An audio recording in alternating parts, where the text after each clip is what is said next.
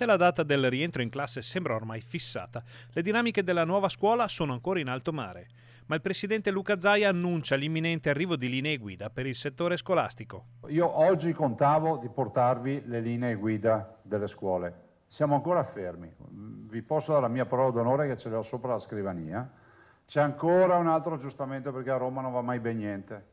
Però alla fine ne veniamo fuori. Le linee guida verranno varate per semplificare la vita di scolari, studenti e insegnanti. Sono linee guida affrontabili, sono linee guida che semplificano molto la vita dei bimbi, degli studenti e ovviamente di tutti gli operatori, a iniziare dai docenti, però c'è ancora qualche discussione su qualche aspetto. Diciamo che al 90% sono sostanzialmente accettate. Il tema principale è quello delle mascherine e dell'uso di questi dispositivi in classe.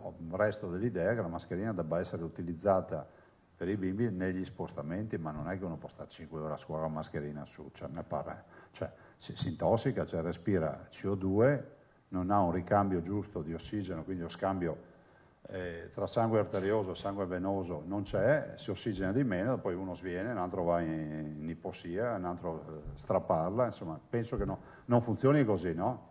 La scuola non deve essere una coercizione.